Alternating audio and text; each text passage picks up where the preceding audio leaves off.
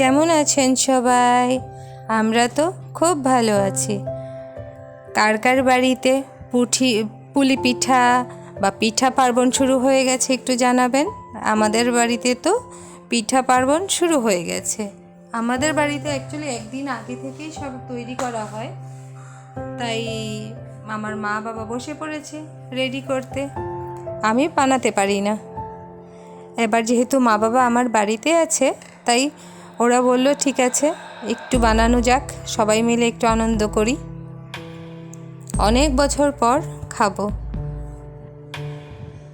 তাই অল্প অল্প করেই সব কিছু রেডি করেছি। এই দেখুন, এখানে একটা মাদুর পেতে সবাই বসে পড়েছে, সাথে আমার পুচকিটাও, ওটাও বসে পড়েছে আপনার দাদু দিদার সাহায্য করতে। কি বলবো বলুন, অ্যাকচুয়ালি ছোটোবেলায় আমরাও হয়তো বা এইরকমই করেছি, মা বাবার সাথে বসে পড়তাম, আমরা সাহায্য করব। ও তাই করছে।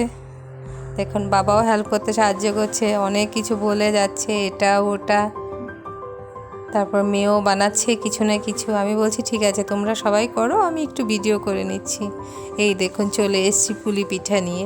এখন এখানে এই ফ্রাইং প্যানে হালকা হালকা করে এগুলোকে একটু ভেজে নেব, তারপর চুলার আঁচে বসিয়ে দেব। এখানে কিছু তেলেও ভেজেছি, মা বললো কিছু তেলেও ভেজে নে, কিছু তাওয়াতে করেছি, কিছু তেলে ভেজে নিচ্ছি। দেখুন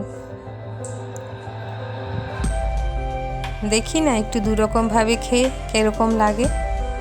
এই তো এখানে আমি উলট পালট করে দিচ্ছি, রেডি করছি, উলট পালট হচ্ছে।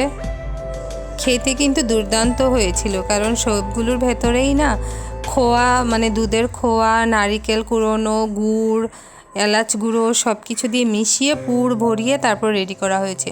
গরম গরম তো আমি অনেকগুলো খেয়ে নিয়েছিলাম, খেতে খুব দুর্দান্ত হয়েছিল। তারপর মা আবার কিছু পুলি কেটে মানে রেডি করে রেখেছিল, যেগুলো দুধ দিয়ে রেডি করেছে, দুধ পুলি বলে। আর এখানে দেখুন রেডি হচ্ছে মালপোয়া, এগুলো খেতে খুব দুর্দান্ত হয়েছিল, এত সফটি এত ইয়াম্মি হয়েছিল যে খেতে খুবই টেস্টি লাগছিল। অনেককে দিয়েছিও, সবাই বললো যে খুব ভালো হয়েছে। মা আছে বলে খেতে পারছি, না হলে তো এমনিতেই বসে থাকতাম।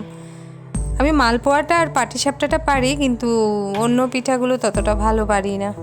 তো যতটা সম্ভব আমরা চেষ্টা করেছি, কারণ কালকেই পৌষ সংক্রান্তি। আর এখানে মা শুরু করে দিয়েছে পাটিসাপটা। কে কী বলে জানি না, কিন্তু আমরা তো পাটিসাপটাই বলি। এবার দেখুন কি সুন্দর করে পাটিসাপটাগুলো মানে রেডি করে নিয়েছে। এইগুলো গরম গরম খেতে খুব স্বাদ হয়েছিল। আমার বর তো মানে অনেকগুলো খেয়েছে, মেয়ে খেয়েছে, ছেলে খেয়েছে, সবাই খেয়েছে, সবার খুব ভালো লেগেছে। কারা কারা আজকে কি পিঠা বানিয়েছেন জানাবেন, কারণ এটা তো একটা খুব বড় ধরনের উৎসব বলেই হয় পৌষ সংক্রান্তি, পিঠে পার্বণ, স্পেশালি আমাদের বাঙালিদের কাছে। তো এই ভিডিওটা কেমন লাগলো একটু জানাবেন, আর কে কে কী পিঠা বানিয়েছেন সবাই বলবেন কমেন্ট করে। ভিডিওটা যদি ভালো লাগে লাইক, কমেন্ট আর সাবস্ক্রাইব করে দেবেন, তাহলে নতুন নতুন ভিডিও করার উৎসাহ পাবো। সবাইকে ধন্যবাদ, ভালো থাকবেন, সুস্থ থাকবেন।